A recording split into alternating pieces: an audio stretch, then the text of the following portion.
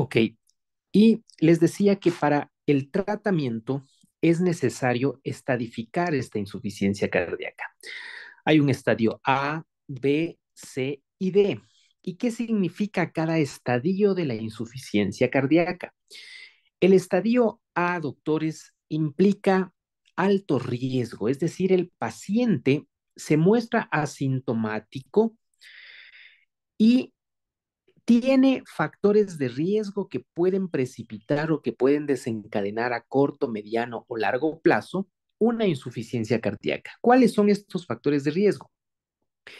Que el paciente sea hipertenso, que tenga dislipidemia, que tenga hipotiroidismo, diabetes, alcoholismo, entre otras. El uso de fármacos, el uso de ciertos químicos. Aquí, obviamente, no hay daño estructural o no hay una enfermedad estructural como tal. En el estadio B, aquí el paciente sigue asintomático, pero ya existen en la ecocardiografía ciertos cambios estructurales, como por ejemplo hipertrofia ventricular. En, la, en el estadio C ya existen síntomas de insuficiencia cardíaca, ¿sí? Y aquí no se olviden los criterios mayores, menores de Framingham, la disnea, la fatiga, las palpitaciones. Es decir, ya el paciente se muestra sintomático y si le hacen un ecocardiograma a ese paciente, ya va a haber daño estructural. Y en el estadio D, obviamente, este daño estructural es importante, es severo, y prácticamente las intervenciones habituales, ¿sí? De tratamiento ya no funcionan y hay una recidiva en cuanto a sus descompensaciones y ya se requieren otro tipo de intervenciones invasivas. ¿Ok? ¿Por qué es importante estadificar, doctores, en estadio A, B, C y D? Porque no va a ser lo mismo tener una insuficiencia cardíaca estadio A en el tratamiento, me refiero, que una C, que una D. ¿Ok? Varía, ¿sí? No es una receta de cocina el tratamiento de la insuficiencia cardíaca, ni a todos les vamos a dar todo, ¿de acuerdo? ¿Cuál es, doctores, en términos generales, cuál es el tratamiento, llamémoslo así, habitual que ustedes han visto en el manejo de una insuficiencia cardíaca? ¿Qué dices, Michelle Ortiz? ¿Cómo has visto tú el manejo de un paciente con insuficiencia cardíaca? ¿Qué has visto que le ponen, etcétera, etcétera? Buenas noches, Doc. Hola. Generalmente el paciente puede venir con edema, entonces le pueden Ujú, poner furosemida, le suelen ujú, poner furosemida, en este caso para bajar el edema. correcto. Eh, Ya. de ahí aparte, obviamente se tendría que verificar con un ecocardiograma el grado de insuficiencia cardíaca que tenga y en dependencia de eso iría el manejo también. Ok, ¿qué otros fármacos has visto que utilizan? Hazle cuenta que vos estás de médico, qué sé yo, dentro de este proceso de formación. Resulta que te ponen una, no sé, bueno, no sé el programa de ustedes en términos del pensum, pero supongamos que te ponen a rotar o a hacer una pasantía en emergencias, ¿ya? O en cuarto crítico de emergencias, ¿sí? Eh, Resulta que estás ahí manejando el ventilador y todo, y estás de turno y te llega un paciente con una insuficiencia cardíaca congestiva, ¿sí? ¿Qué otros fármacos, perfecto, has dicho la furosemida, qué otros fármacos harías uso en el manejo de estos pacientes? También va a depender cómo llegue el estado y los signos vitales del paciente. Ujú, Entonces, en este caso, oxígeno sería de entrada también estos pacientes que muchas de las veces tienen su saturación o la mayoría tiene su saturación baja. Y principal también estos pacientes, la restricción de líquidos. Se debería valorar también los líquidos que se le va a transfundir o ujú. no. Em, de ahí, como digo, depende también los signos vitales. Si llegan con la presión arterial, igual, cuánto estaría la presión arterial. Ok, ok, Ujú. listo. Gracias, Michelle. Vamos. Belén Fiallos. ¿Qué más? ¿Qué otras medidas, qué otros fármacos? ¿Cómo has visto que es el manejo de estos pacientes? Mm.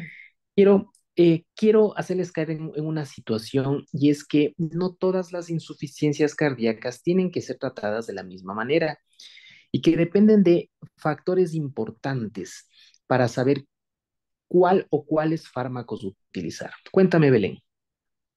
Buenas noches, Doc. Bueno, hay algunas alternativas. Entre esos están los IECAs, ARA2, beta bloqueantes, como dijo Michelle, también diuréticos. Ujú. Ahora, em, ¿de qué crees que dependería el uso de estos?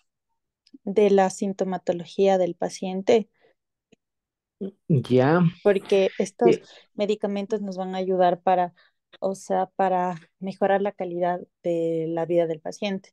Y también, o sea, en base a la sintomatología, las comorbilidades. ok. em, Pablo, Pablo Cisneros, cuéntame, ¿qué otras intervenciones considerarías necesarias en estos pacientes? Buenas noches, Doc. ¿Cómo Hola. está? Bueno, ya nos dijeron, o sea, valorar, bueno, al principio el examen físico para ver si el paciente está reteniendo líquidos, ya sea edema, puede estar haciendo Ujú. algún tipo de edema pulmonar. Ya, Podemos perfecto. valorar igual tensión arterial, saturación de oxígeno.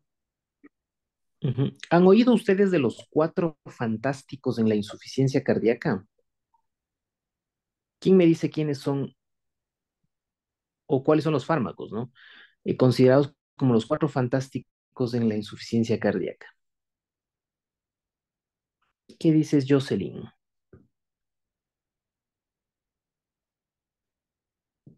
Jocelyn Bien, Paz. ya estoy aquí. Los Cuatro Fantásticos, pero yo sabía que los Cuatro Fantásticos eran como que síntomas. No, son medicamentos, ¿sí? Son Ah, medicamentos yo pensé que que había cuatro signos que les llamaban Cuatro Fantásticos, que era la fatiga, no, el edema, la disnea y la ortopnea. Pero no, en no, fármacos. ajá, son fármacos. Bueno, a ver, entonces, miren ustedes, perdón, ¿alguien iba a hablar? No. Eh, O- los, a ver, Ariana. los cuatro fantásticos eran los beta bloqueantes, los inhibidores de la enzima convertidora de angiotensina, los antagonistas de los receptores de angiotensina 2 y los antagonistas de los receptores de los mineralocorticoides. O, a ver, los cuatro fantásticos son considerados. Tienes a los IECAS o ARA2, ¿sí? Tienes uno. Tienes a los beta bloqueadores, tienes al antagonista de los receptores de aldosterona y tienes a los inhibidores de la SGLT2, ¿sí? Esos que es, obviamente son nuevos fármacos, sobre todo estos inhibidores de la SGLT2, tienen o son considerados como los cuatro fantásticos de la insuficiencia cardíaca. ¿Ok? Bueno, ya vamos a hablar de estos fármacos, ¿no? Bien, a ver, entonces, si ustedes pueden darse cuenta en este contexto, ¿sí? Si ustedes pueden darse cuenta en este contexto, eh, existe una amplia variedad de fármacos, desde los diuréticos de ASA, tienen la espironolactona como antagonista de los receptores de aldosterona, tienen a los IECAS o ARA2, ¿sí? O incluso ahora hay fármacos que les reemplazan a estos IECAS y ARA2 como son los ARNI, que son los inhibidores de la netilpresina, ¿ya? ¿Cuáles son estos ARNI? El valsartán más el sucubitril, ¿sí? Y bueno, ya vamos a ver, como les decía, déjenme seguir compartiendo pantalla, que son fármacos mejorados y que reemplazan a los IECAS y ARA2, ¿de acuerdo? Entonces tienen a estos ARNI que les decía, que es, bueno, hay el nombre comercial de estos es el famoso Entresto, ¿sí? No sé si han escuchado ustedes sobre de este fármaco, ¿sí? Que es el valsartán más el sacubitril, ¿de acuerdo? Estos, cuando hay la posibilidad de usarlos, estos reemplazan a los yecas y ARA2, ¿sí? Entonces, ojo con eso. Ahora, claro, existen también otros fármacos como los beta bloqueadores, ¿no es cierto? Los inhibidores de la SGLT2, ¿ya?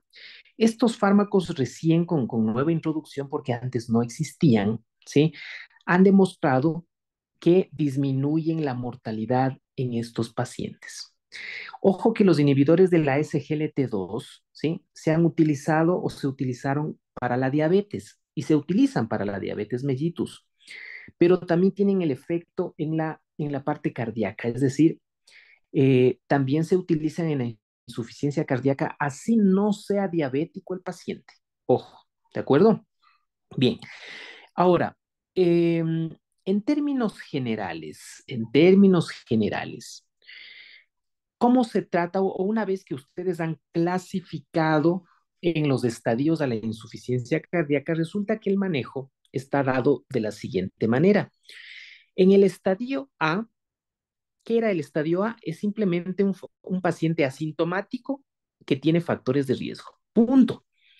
Y por ende, ¿cuál creen que sea el tratamiento en el estadio A? Control de las patologías. De base, ¿no es cierto? O sea, si no hay síntomas y si solamente ese paciente tiene factores de riesgo, el tratamiento consiste en tratar o en controlar los factores de riesgo. Es decir, si es hipertenso, controla la presión. Si es diabético, controla la glucosa y así, etcétera, etcétera. ¿De acuerdo? Ese es el manejo en el estadio A. No se olviden, el estadio A es un estadio donde no hay daño estructural, es decir, le hacen un eco y no hay nada significativo, ¿sí? No hay síntomas, pero tiene enfermedades que pueden predisponer a una insuficiencia cardíaca. ¿Estamos? En el estadio B, ¿cómo se maneja el estadio B? Se maneja igual que el A, o sea, controlas también factores de riesgo, pero aquí tú puedes sumar ciertos fármacos como los IECA, los ARA2, ¿sí? Principalmente en qué pacientes o cuando podría existir una disminución en la fracción de eyección. Si no hay disminución en la fracción de eyección, no tienes por qué usar IECA y ARA2, a menos que el paciente sea hipertenso, ¿no? O sea, me estoy refiriendo a que utilizarías IECAS y ARA2 de forma adicional, ¿sí? Si tuvieras una fracción de eyección reducida. ¿Por qué? Porque los IECAS y ARA2 mejoran, ¿sí? El remodelado cardíaco y así también la contractilidad del miocardio. Por eso son de elección cuando la fracción de eyección está reducida. Insisto, si es hipertenso, le estarás dando un IECA y ARA2 o ARA2, pero en el contexto de manejar su presión arterial, ¿ok? Y los beta bloqueadores que se convierten en un fármaco importante, sobre todo si hay una enfermedad coronaria de base. En el estadio C, haces lo mismo que en el A, haces lo mismo que en el B, pero aquí en el C ya el paciente puede mostrar signos de congestión. Por eso es que vas a tener que usar también diuréticos y principalmente diuréticos de asa. Aquí, claro, los IECAS, los ARA2, que ya los iniciaste en el B, sobre todo cuando hay fracción de eyección reducida, ¿sí? Se suman los beta bloqueadores, la espironolactona. Si ves que se van sumando a medida que vas alcanzando un estadio mayor, se van sumando nuevos fármacos. Eso es lo que ustedes tienen que identificar. Y esto les digo por qué.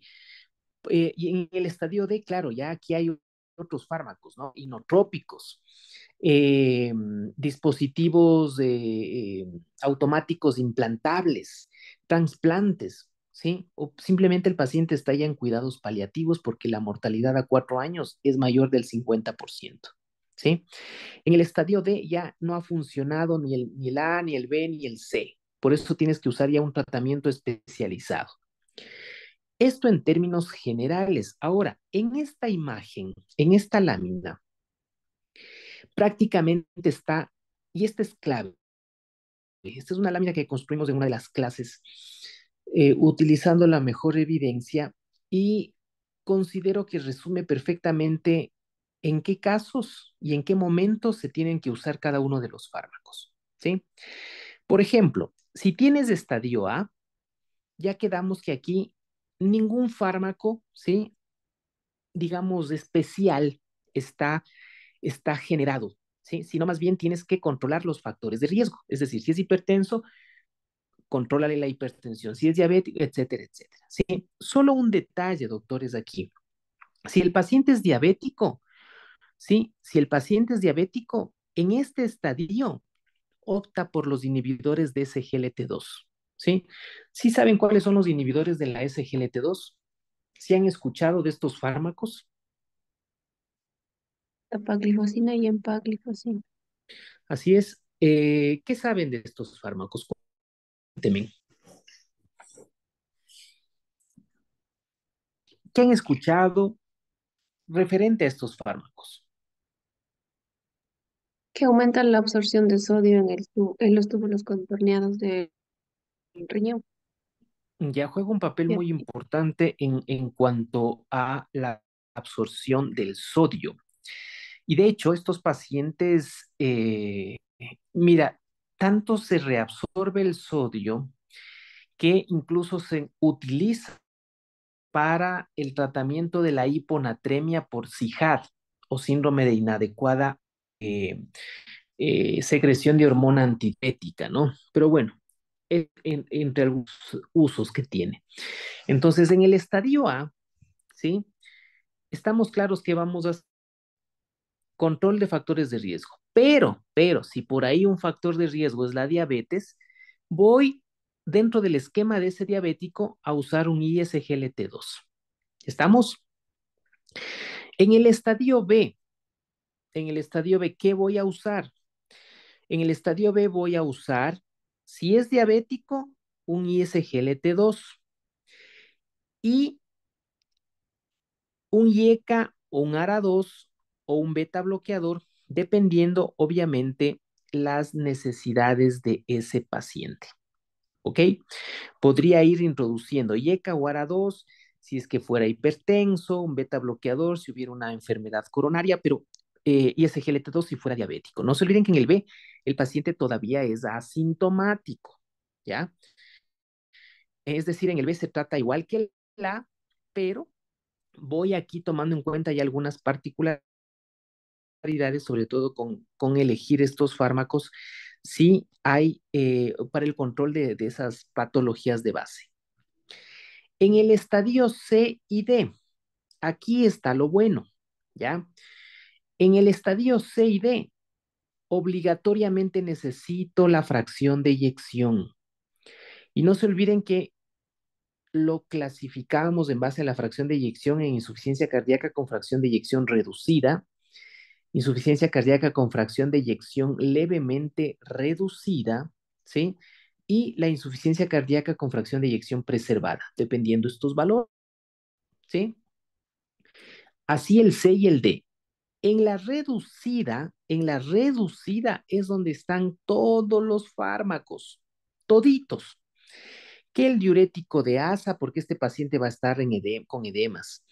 Que el IECA Guara 2, ¿sí? Es decir, los cuatro fantásticos. IECA Guara 2, beta bloqueador, antagonista de los receptores de mineralocorticoide, que es la espironolactona, y los inhibidores de la SGLT2. Estos son los cuatro fantásticos. Es pregunta de examen, ¿sí? Ojo, ¿ya? Y claro, los diuréticos de asa solo te sirve para congestión. Ojo, no disminuye la mortalidad en estos pacientes, no. Te puede reducir la estancia hospitalaria, sí, pero no la mortalidad. El outcome primario es la mortalidad en estos pacientes, ¿ok? Entonces, el diurético de asa no te baja mortalidad. ¿Que hay que usarlo? Sí, hay que usarlo para la congestión. Pero en otras palabras, una vez que ya está descongestionado el paciente, ya sale de la furosemida, sale de ahí, ¿sí? Pero no puede salir de estos cuatro a menos que esté contraindicado esos fármacos, pues, ¿sí? Entonces, ¿en qué casos yo utilizo los cuatro fantásticos? En la insuficiencia cardíaca, ¿sí? Estadio C o D, con insuficiencia cardíaca con fracción de eyección reducida. Aquí se utilizan toditos. E incluso como última línea ya estás con YECA, GUARA2, beta bloqueador, Espiro y SGLT2, el diurético de ASA. Incluso, ¿sí? Si a pesar de usar las dosis máximas toleradas o máximas terapéuticas no mejorase el paciente con todo esto, ¿sí? Podrías usar hidralacina, nitratos, ¿ya? Digoxina, ¿sí? Entonces, mira, incluso fármacos, ¿sí? Fármacos como el Vericiguat, que bueno, no, bueno, sí lo tenemos en el mercado, pero podrías también considerar en este punto. Pero estos son fármacos, llamémoslo así, adicionales. Los cuatro fantásticos no pueden faltar, ¿sí? Esos son claves, ¿de acuerdo? Ahora, ¿qué pasa cuando la insuficiencia cardíaca es levemente reducida? ¿Podrás utilizar diuréticos de asa? Sí, de forma intermitente, llamémoslo así, hasta que se descongestione el paciente. Y un ISGLT2 con evidencia 2A, ¿ok? Hasta ahí, hasta ahí, ¿ya? Y ECA, 2, el Aspiro, los beta bloqueadores, en estos pacientes no ha demostrado reducir la mortalidad. ¿Sí te das cuenta? Sí, no es que a toditos estos les vas a poner todo esto. Aquí máximo estos dos. Y con fracción de eyección preservada, si es que hubiera edemas, perfecto, un diurético y un SGLT2, igual no más, no más. Si te das cuenta, entonces, si vos ves un paciente que tiene insuficiencia cardíaca con fracción de eyección preservada, ¿qué haces poniendo? ¿Sí? Espironolactona. ¿Qué haces poniéndole un beta bloqueador? ¿Sí se han dado cuenta que muchos de estos pacientes están con estos medicamentos y su fracción de eyección es más del 50%? Entonces, lo que quiero que ustedes dimensionen es que no todos los pacientes con insuficiencia cardíaca se tratan de la misma manera. Depende el estadio y depende la fracción de eyección. ¿De acuerdo? ¿Sí? Entonces, ustedes como anestesiólogos en formación deben conocer el manejo farmacológico para saber con cuál de estos medicamentos durante el perioperatorio son indispensables sí o sí o cuáles pueden prescindir. ¿De acuerdo? Entonces, yo les digo esto porque muchos pacientes, ¿sí? Con insuficiencia cardíaca levemente reducida o preservada, créanme que les veo manejados así, como si fueran con fracción de eyección reducida. Y muchos de estos pacientes, ¿sí? Son hospitalizados no por su descompensación, sino más bien por la interacción de todos estos fármacos. Es impresionante, ¿sí? Entonces, seamos racionales a la hora de utilizar estos medicamentos. No todas las insuficiencias cardíacas o no todos los estadios se tratan igual. Si estamos claros en eso. ¿Dudas o preguntas de esto? Prácticamente, en resumen, la insuficiencia cardíaca con fracción de eyección reducida utiliza todos estos fármacos, ¿sí? Todos, sobre todo los cuatro fantásticos, ¿no? Los diuréticos de asa son temporales. Si ya con esto no cede, última línea, hidralacina, nitratos, digoxina. Esta otra forma de insuficiencia cardíaca con fracción de eyección levemente, un diurético que será intermitente y un ISGLT2, a lo mucho, no más. ¿Sí? Ojo, a menos que el paciente ya te sea hipertenso, pero ahí podrías darle, estar recibiendo el IECA, pero por la hipertensión, no por la insuficiencia cardíaca. ¿Sí? Igual en la otra de fracción de eyección preservada. Ahora, ojo, los yecas o ARA2 pueden ser reemplazados por estos ARNI, que son los inhibidores, les decía, de la metilprisina, ¿ya? Que es aquí el valsartán más el sacubitril, comercialmente llamado Entresto. ¿Sí? Sin embargo, el Entresto, cada tableta te cuesta $1.80, $1.40, ¿sí? Comparado con, imagínate, un YECA o un ARA2, ¿sí? O sea, estamos hablando de una diferencia abismal, ¿no? Eh, dudas, preguntas. Yo obviamente, si estamos hablando de esta insuficiencia cardíaca con fracción de eyección reducida, siempre y cuando no estén contraindicados estos medicamentos, ¿sí? Por ejemplo, ¿cuándo estarían contraindicado un IECA o ARA2? ¿Qué dice?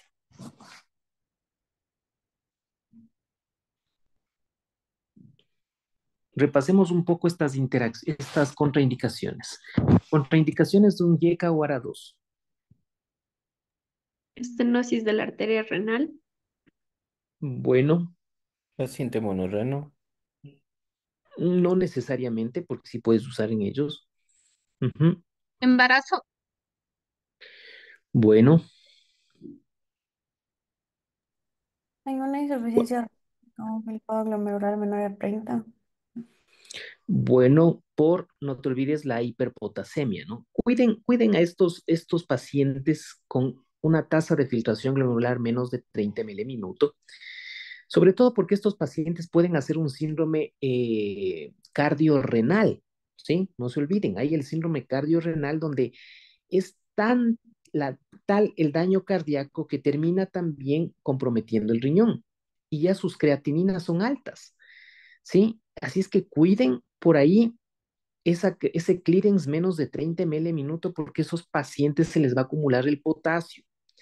Y además de eso, si le mantienes con la espironolactona, imagínate, es una locura. Tendrás cuidado con eso, ¿de acuerdo?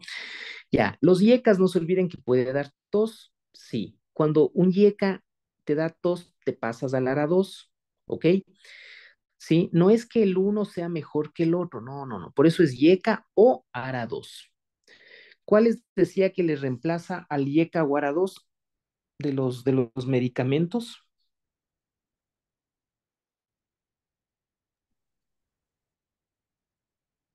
los ARNI. Exacto, sí. Este es sacubitril más valsartán. Este es el reemplazo. Cuidado, se les ocurra estar dando enalapril y Entresto, ¿no? No, cuidado. O sea, si ya el paciente tiene plata, está en una clínica particular y puede pagar el paciente, obvio, mándale, el sacubitril valsartán está por encima del enalapril y losartán, o losartán, ¿sí? Pero no todos en nuestros hospitales públicos tener eso es un lujo, ¿de acuerdo? Pero no te olvides que ese es el reemplazo, ¿ya?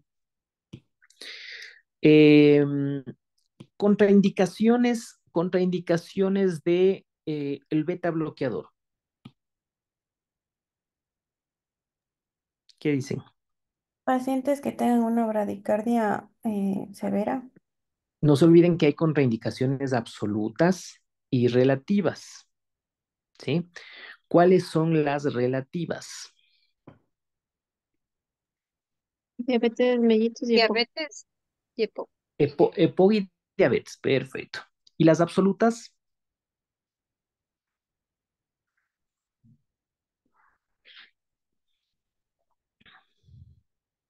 Contraindicaciones absolutas, ¿cuál? O sea, las que no y no. Bradicardia, hipotensión, bloqueo Bradicardia auriculoventricular, menos de cuánto. 55. Ya. ¿Qué más? Hipotensión, Hipotensión, menos de 90-50. 60. Menos de 90, 60. Ya. Bloqueo auriculoventricular y asma activa. Pero ¿cuál bloqueo? Segundo grado. Segundo y tercero. Segundo y tercer grado, asma y broncoespasmo. ¿Sí? Esas son las contraindicaciones absolutas. Entonces, a menos que tengas eso, para que evites el beta bloqueador. Ahora, aquí un detalle y una clave. El beta bloqueador en insuficiencia cardíaca descompensada no pueden utilizar. Y si el paciente está utilizando, tienen que suspender, ¿sí?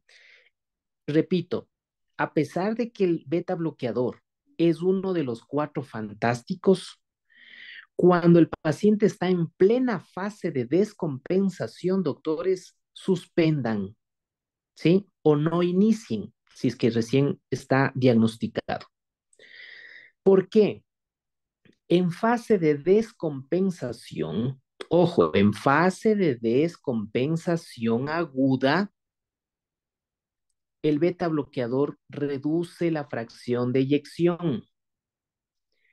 Ya cuando el paciente está en compensación, en cambio la eleva. ¿Estamos? Por eso es que se contraindica los beta bloqueadores también en una insuficiencia cardíaca descompensada, te dicen. Ya cuando le fundas los edemas, ya cuando el paciente esté clínicamente mejor, ahí anda incorporando el beta bloqueador de a poquito y capaz de que al alta ya se vaya con su dosis de beta bloqueador de forma crónica. ¿Estamos claros? ¿Sí? Entonces, en fase de descompensación aguda, no beta bloqueadores. Eso les reduce la fracción de eyección. Verán qué les digo, ¿sí? Por ahí van a ver de pronto un paciente en anasarca, está con el beta bloqueador. No, no, no. Este paciente está en fase de descompensación aguda. Suspéndele el beta bloqueador, ya después le hemos de retomar, pero cuando ya esté estable. ¿Ok? Otro detalle que es importante. Siempre que inicien un beta bloqueador, preocúpense en las comorbilidades del paciente. Si es un paciente que tiene broncoespasmo, que tiene EPOC, ¿sí? Preferible utilicen un beta bloqueador cardioselectivo, como el atenolol, el bisoprolol, ¿sí? Caso contrario, les va a provocar broncoespasmo o su EPOC se va a exacerbar, ¿sí? Por ejemplo, con el carvedilol pasa eso, a pesar de que es el más estudiado en la insuficiencia cardíaca, ¿sí? A veces los cardiólogos saben embrutecerse cuando voy y les cambio el carvedilol y les pongo atenolol, ¿sí? Pero ellos se concentran en el corazón nomás, pues. Yo estoy viendo también el pulmón, ¿ya? Entonces, ahí toca explicarles y toca decirles, de hermano, correcto, necesitamos el beta bloqueador, pero el paciente tiene hipogasma, ¿sí? Tiene un fenotipo hipogasma y si le dejo el carvedilol, me está afectando su función pulmonar. Por eso le cambié a atenolol. Ay, ay, así. Bueno, bueno, ¿sí? ¿Ok? Entonces, por eso ustedes tienen que mirar por todos los frentes, al menos ustedes como anestesiólogos, repito, tienen que ser clínicos y quirúrgicos. Y en lo clínico tienen que ser tan buenos o mejores que un verdadero clínico, ¿ya? Entonces, pilas, pilas en eso. Eh, ¿Qué más? La espironolactona, obviamente, cuídate con la tasa de filtración glomerular, estos te acumulan potasio, ¿sí? No te olvides que espironolactona, a ver, en cuanto a diuréticos, la furosemida te baja potasio, pero te concentra sodio, ¿sí? Acuérdate de eso. Furosemida te baja potasio, pero te concentra el sodio. Con respecto a espironolactona te baja el sodio, pero te concentra potasio. Los diuréticos tiacídicos, hidroclorotiazida, clortalidona, en cambio te bajan sodio, ¿sí? Acuérdate de esos juegos o de esos detalles para que comiences a jugar con los diuréticos a la hora de querer fundir edemas en un paciente. Porque a veces los electrolitos no te dejan usar uno u otro. Y ahí tienes que moverte con ese conocimiento. Ah, está bajo el sodio. Si está bajo el sodio y le pongo una espironolactona, me va a bajar más. No, no, mejor la furo me va a concentrar el sodio, pero en cambio tengo que estar pilas del potasio, ¿sí? Ojo con esos detalles. Em, bien, hay otros fármacos como la ivabradina, ¿sí? Esta ivabradina, digamos que es el reemplazo en cambio de los beta bloqueadores, ¿sí? Entonces, miren, ha habido dos reemplazos. El del IECA y ARA2 por los ARNI y la ivabradina por los como reemplazo del beta bloqueador, pero debe cumplir estos requisitos que ustedes están viendo ahí, ¿sí? ¿Ok? Y cuando este Vericiguat, que también es un fármaco un poquito especial, caro, ¿sí? Pero y consta dentro de las recomendaciones del Colegio Americano de Cardiología de este año, ¿sí? Entonces, ojo con eso. Estos principalmente en la insuficiencia cardíaca con fracción de eyección reducida. Los ARNI ya los habíamos visto, los 10-GLT2 por supuesto, pero se suman esta ivabradina y este vericiguat, ¿sí? Ivabradina, no puedes, ojo, combinar ivabradina con beta bloqueador, no puedes, así como no puedes los ARNI combinarle con IECA o ARA2, no, son los reemplazos, ¿de acuerdo? Entonces, si usas un beta bloqueador y le combinas con ivabradina, esa frecuencia cardíaca se te va a ir al suelo, porque estos bradicardizan. Por eso es que uno de los requisitos para usar es tener una frecuencia cardíaca mayor de 70, para que te aguanten, pues. Si no, se te va al suelo. Imagínate si esto le combinas con el beta bloqueador. Entonces, estamos claros, ¿ok? Esta lámina vale oro, ¿sí? Aquí está claramente definido. Hay fármacos que son imprescindibles siempre y cuando no estén contraindicados, que son baratos, convenientes, como el YK-GARA2, el beta bloqueador, la Espiro y el inhibidor de SGLT2. Este también es un poquito caro, ¿ya? Pero con cuidado. Eh, Efectos adversos del inhibidor de SGLT2. A veces eleva la creatinina. Tengan pendiente eso. Se ha visto que los pacientes pueden inicialmente hacer una falla renal aguda, ¿sí? Atentos con eso. Y podría también aumentar la probabilidad de infecciones de vías urinarias con la empaglifosina o la dapaglifosina, ¿de acuerdo? Y de ahí por el resto, créanme que son muy, muy adecuados, sobre todo porque reducen la mortalidad cardiovascular en pacientes diabéticos y no diabéticos, ¿sí? ¿Dudas o preguntas? Doctor, disculpe, no sé si soy solo yo, pero no se está compartiendo la pantalla. Ay, no, sí estaba, Ujú. sí No, yo, está, ¿no es cierto? Sí está. Sí, sí, sí está. A mí no. Mm. ¿Sí están viendo ahí? Sí. Ya, no, No. no, sí, sí se está compartiendo. Ya, ok, entonces, ¿dudas o preguntas póngale. respecto a la insuficiencia cardíaca en general? Déjenme Doc, ver si tengo, sí, dime. en pacientes que están utilizando beta bloqueantes de forma crónica y que van a ingresar a una cirugía, Ujú. em, ¿cómo se hace para disminuir el riesgo de que el paciente tenga una hipotensión o una bradicardia que no se pueda controlar en el quirófano? ¿O, o qué deberías hacer antes para disminuir ese riesgo? No, de hecho, verás, de hecho, los pacientes con un riesgo cardiovascular elevado, ¿sí? Aquellos pacientes que tienen un índice de riesgo cardíaco revisado, o sea, un LI elevado, se benefician del uso de estatinas y el uso de un beta bloqueador. O sea, mientras ese paciente, primero, en un paciente que está compensado, estamos hablando de una cirugía programada, un paciente que está compensado, que viene tomando beta bloqueador, ¿sí? Primero, no se te ocurra suspenderle abruptamente un beta bloqueador siempre y cuando no esté descompensado, ¿Por qué? Porque puede precipitar una angina. Primero ese detalle, ¿sí?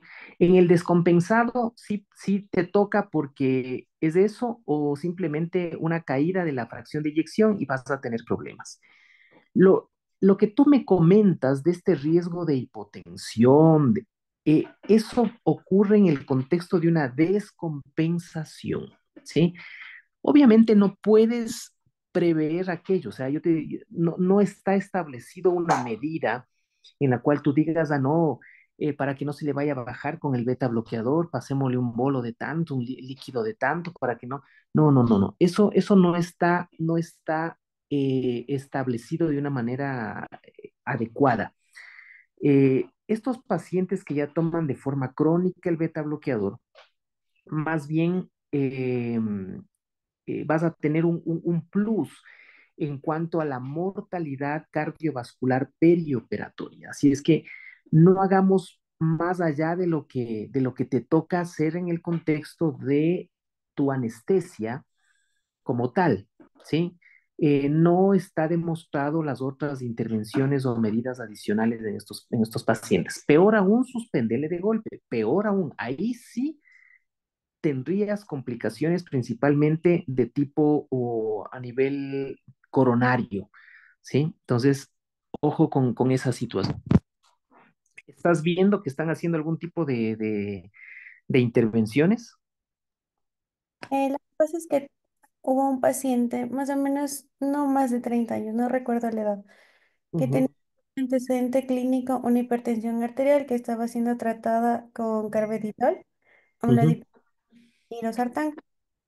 Debido a que tenía, el paciente refería que tenía una hipertensión que con un solo medicamento no mejoraba. Entonces que por eso le habían dado una triple terapia. Uy, una hipertensión ¿Cómo, se- cómo se, cómo se llama esa hipertensión? refractaria. No, ¿cómo se llama? Mm, No sé. El resto que dicen un paciente que está con 3 antihipertensivos, pero en dosis óptimas, ¿no? Porque una cosa es que esté con tres poquito de cada uno, ¿sí? Ahí, ¿cómo se llama? Ahí se llama un mal manejo, ¿sí? A tener un paciente hipertenso con 3 antihipertensivos, pero los tres a dosis máximas terapéuticas o máximas toleradas. Cuando está con 3 medicamentos a dosis máximas toleradas o máximas terapéuticas, se llama hipertensión arterial resistente. Resistente, ¿sí? Siempre y cuando uno de ellos sea un IECA-GUARA2, un calcio antagonista y un diurético tiacídico, ¿sí? Esas tres combinaciones, o esa combinación. Pero insisto, no poquito, ¿sí? De cada uno, sino cuando ya has alcanzado las dosis máximas toleradas o máximas terapéuticas, ¿ok? Ya, solo esa acotación, ya, y síguenos contando. Ya, entonces a este paciente le iban a hacer una, no tenía ninguna clínica o algo que nos demuestre que tenía una hipertensión mal controlada en el momento del chequeo, porque los Ujú, signos estaban bien. Entonces lo que le iban a hacer era una septoplastía. ujú, Entonces el paciente ingresó a quirófano, aparentemente con los signos vitales dentro de parámetros normales, pero una vez que se empezó en la cirugía, el paciente tuvo una hipotensión y una bradicardia que llegó hasta 24 latidos por minuto. ujú, Entonces, rescate de efedrina, pero luego igual efedrina no fue suficiente, se le pasó a norepinefrina, pero igual con la norepi, igual las presiones medias no subieron más allá de 50 me parece. Entonces, asumíamos que era porque estaba beta bloqueado. Entonces, por eso decía yo que si es que hay que hacer algún tipo de ajuste de dosis en el caso de pacientes que van a ingresar a quirófano, porque como no es predecible el riesgo o el daño que va a ocurrir, no sé si se puede hacer como que un manejo o sea, un ajuste de dosis, ya sea del beta bloqueante o el ajuste de dosis de los anestésicos. ya, lo que te puedo decir al respecto es que eh, el responsable de esa hipotensión no fue el beta bloqueador, ¿sí? Y eso definitivamente. Ahí hubo algo más, ¿sí? No, obviamente no podría decirte, como te digo, no hay una intervención que te genere, o más bien que se genere o que se promueva para contrarrestar un efecto del beta bloqueador.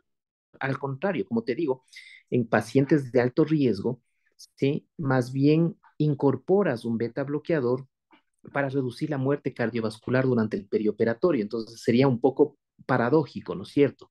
Por eso te digo, no, algo más pasó ahí en ese contexto, porque si no, créeme que eso estuviera descrito claramente como lo está, por ejemplo, con un paciente que está tomando corticoides previamente, etcétera, etcétera. Entonces, ahí habría que analizar bien eso, qué pasó, cuál fue la causa de esa descompensación de pronto alguna situación en el electrocardiograma, de algún bloqueo previo, algún intervalo QT prolongado que no se evaluó, no se vio, más la anestesia, bueno, una serie de situaciones que pudieron, pero al menos que haya sido el beta bloqueador como el responsable, no, no, algo más hubo ahí. Eso es lo que habría que ver todo el contexto del paciente. Ujú. ¿Alguien más, alguna otra duda? Déjenme ver si tengo algo de evidencia nueva referente al, a la insuficiencia cardíaca que les pueda sumar en estas láminas. Acá tengo una muy interesante.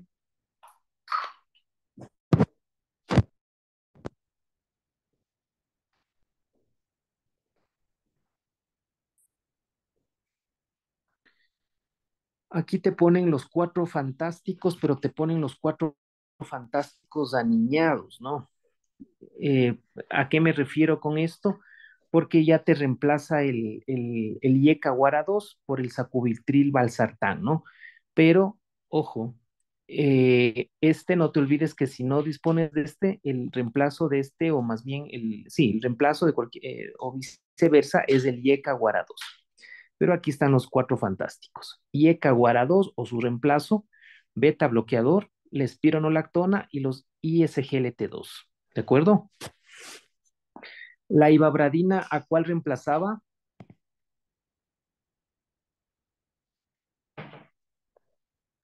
Los beta bloqueantes. Al beta bloqueante. Ok, ajá. Criterios, esto vean, son preguntas de exámenes, ¿no? Criterios de utilización de la ibabradina, criterios de la utilización de los inhibidores de SGLT2, criterios de utilización del Vericiguat, ¿sí? Ahí tienen ustedes, esas son preguntas fijas. A ver, déjame ver qué más tengo por acá. ¿Hasta eso alguna otra duda? Buenas noches. Una pregunta con respecto a lo que estaba Ujú. comentando Jocelyn. En el caso de que sí hubiera sido la causa de la hipotensión y la bradicardia, el beta bloqueador, ¿cuál es la dosis tóxica, como quien dice, de ese? ¿Y en qué situaciones podemos usar el glucagón como antídoto? No. A ver, dosis tóxica no podemos hablar en este contexto del beta bloqueador, ¿te refieres? Sí, del carvedilol. Ya, o sea, dosis tóxica, a menos que haya estado usando, o sea, pero ¿cuánto? O sea, la dosis tope que tú puedes usar de un beta bloqueador, eh, aquí tienes, en el caso del bisoprolol, ¿sí? Dosis tope, 10 cada 24 horas. Carvedilol, sí podrías usarlo hasta 50 cada 12, ¿sí? Como dosis tope, podríamos manejarnos en ese contexto, aunque muy pocos pacientes realmente vas a encontrar en en esos rangos. Por lo general van a ser dosis incluso menores a esos valores. Y la otra que me decías, referente a qué, Sí, se puede usar el glucagón como antídoto de los beta bloqueadores. sí se puede usar, pero en caso de una sobredosis, pues. Ahora, el problema es que aquí no estamos hablando de una sobredosis, sino más bien está dentro de su rango o de su margen terapéutico, porque obviamente el glucagón es el antídoto cuando existen sobredosis, ¿sí? Pero aquí la pregunta es, ¿tú le intervendrías a un paciente que sabes que recibió una sobredosis de beta bloqueador? No sé si me cachas en el contexto. Por lo general, si te hace esas reacciones en el contexto de estas dosis terapéuticas, ya no estaríamos hablando de una sobredosis. Por ende, no estaríamos hablando de una necesidad o una utilidad del glucagón en este contexto, ¿sí? Y por eso te decía, este paciente que nos comentaba, la Jocelyn, creo que era, no vi, ¿qué dosis estaba usando Jocelyn de beta bloqueador? Doc, no sé qué dosis estaba usando porque el paciente no tenía la medicación ahí y tampoco se acordaba, solo se acordaba los nombres, pero no la dosis. Y en el sistema tampoco tenía registrado nada. ¿Qué era cirugía de emergencia? No, era una cirugía planificada. Chuta, medio complejo, pero medio difícil que estaríamos hablando de una sobredosis en estos pacientes. Por eso te digo, poco probable que haya sido el beta bloqueador, sino algo adicional que de pronto se nos escapó a la hora de la evaluación, ¿no? El glucagón, repito, es el antídoto de un beta bloqueador en el contexto de una sobredosis, ¿sí? De una sobredosis. Ahora la dicotomía es si hace una reacción en el contexto de una dosis terapéutico normal, o sea, riesgo-beneficio, ¿no? O sea, no al menos lo que te recomiendan la evidencia actual es que únicamente en el contexto de una sobredosis podría mejorar o tener el beneficio de esta recuperación cardiovascular, ¿ok? ¿Qué más? Ah, por cierto, ¿cuál es el mecanismo de acción del glucagón en este contexto?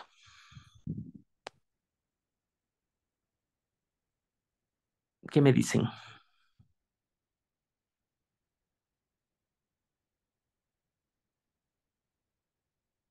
¿Qué dices, Jocelyn? Mecanismo de acción del glucagón para revertir el efecto de una sobredosis de un beta bloqueador. O sea, lo que yo sé que hace el glucagón es que aumenta la frecuencia cardíaca y la presión arterial. Entonces, que Vale, por eso se lo utiliza pero, como, sí, y pero ¿qué mecanismo? ¿Por qué mecanismo?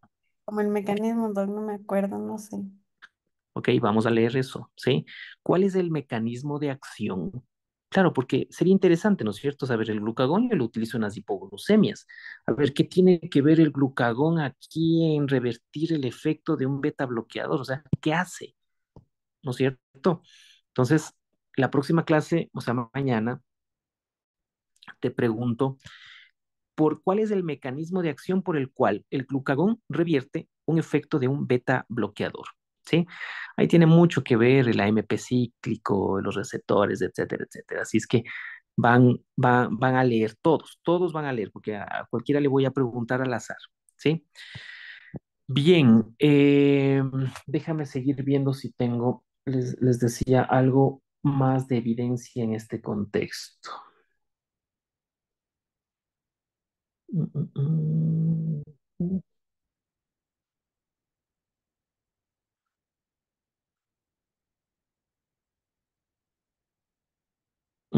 Esta imagen también está interesante, está muy buena.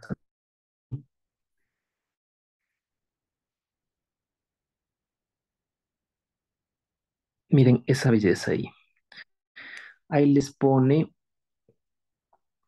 prácticamente lo mismo de la lámina, pero más bonito, ¿no? El estadio A, ¿sí? ¿Qué se puede hacer en el estadio A, en el estadio B? ¿Qué fármacos utilizo en el estadio C? ¿No es cierto? Tanto con fracción de eyección menos de 40, con 41, 40. Esta es una belleza de lámina, ¿sí? ¿Sí te das cuenta? Ya, ahí tiene. Obviamente lo verde es digamos, la clase recomendación uno, ¿no? Lo naranja, 2B, 2A, perdón, y ¿qué color es este? Mm, ¿Qué te diré? ¿Qué color es? Naranja. Deme en el color. Bueno, ya, este color 2B, ¿de acuerdo? Entonces, lo verde, primera línea, mejor dicho, sí, recomendación uno. Este naranja de acá, 2A, y el otro 2B, ¿de acuerdo? Entonces, ojo con eso. No a todos todo, ¿sí? No a todos todo. El problema es cuando ves a estos pacientes, a estos, utilizando todo esto, ¿sí? A estos utilizando todo esto. Imagínate, ¿ya? Y a veces las interacciones de esos, ¿sí? Son tenaces, ¿ya? Déjame ver qué más hay ahí. Está chévere esa lámina.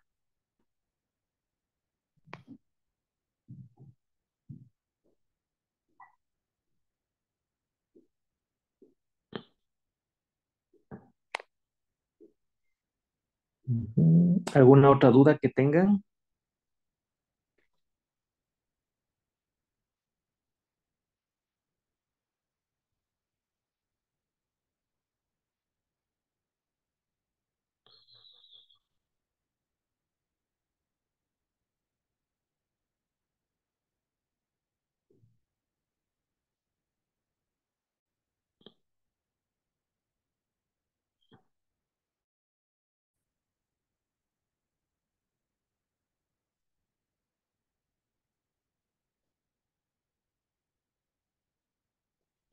Acá tengo el riesgo relativo de las combinaciones farmacológicas para reducir la mortalidad en pacientes con insuficiencia cardíaca. ¿Sí? Esto a quienes les gusta un poco de la medicina basada en evidencia y quienes manejan riesgos relativos, odre, riesgos absolutos, ahí tienen, algún rato les puede servir, ¿sí? Y cómo estas combinaciones, miren, aquí está, aquí se combinan los cuatro fantásticos y tienen un RR de 0,39 con un intervalo de confianza menos de uno. ¿Qué quiere decir esto? ¿Quién me da la interpretación de este riesgo relativo? Esto en cuanto a la mortalidad por todas las causas, ¿no? ¿Quién me da la interpretación de ese riesgo relativo?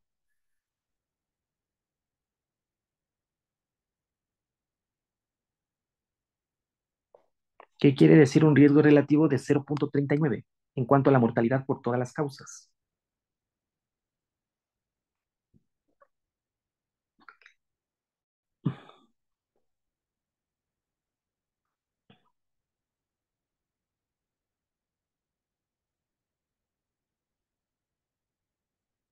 ¿Alguien?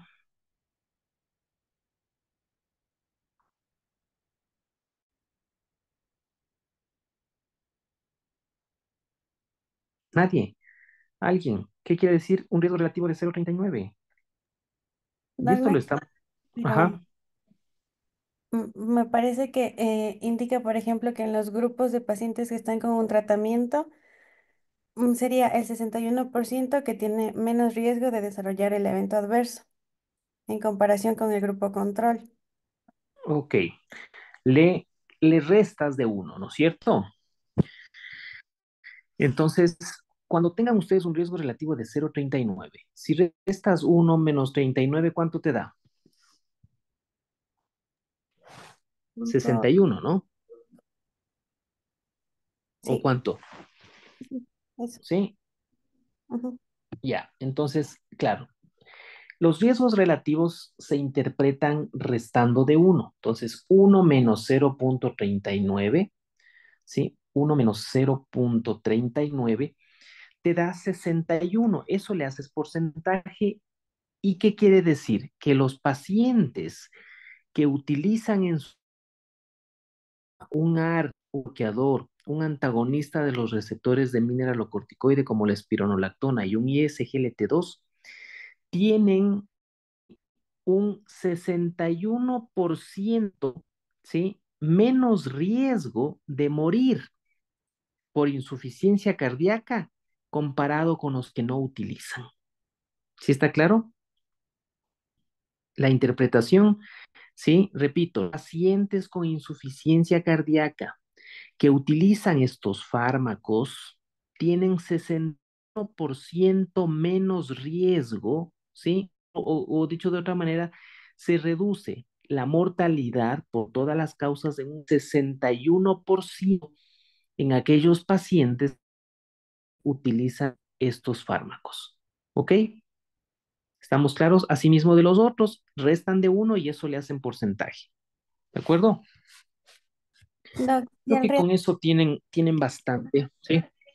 y el riesgo relativo es Perfecto. mayor a 1. Ya, cuando el riesgo relativo es más de uno, ya no es un factor protector, sino es un riesgo, ¿sí? En otras palabras, no es que reduce el riesgo, sino que más bien aumenta el riesgo. ¿Sí me cachas? Si tuviéramos, por ejemplo, 1.5, quiere decir que los pacientes que utilizan ese tipo de fármaco tienen 1.5 más veces riesgo de morir, ¿sí? Que los que no utilizan. ¿Sí me cachaste la diferencia? Sí, y si tiene 1 y le restas de 1 y te queda 0, no tiene ni mayor riesgo No, ni... ahí no hay riesgo. Así es, Ah, ahí no, con uno no. Con más de uno, eso es un exceso de riesgo. Con menos de uno ya es un factor protector. ya. ¿Sí? Siempre y cuando tus intervalos de confianza también se orienten al mismo nivel de este, ¿no? O sea, en otras palabras, si este baja de uno, tu intervalo de confianza también debería estar por debajo de uno, ¿me cachas? Si tu riesgo estuviera más de uno, tu intervalo de confianza también debería estar más de uno.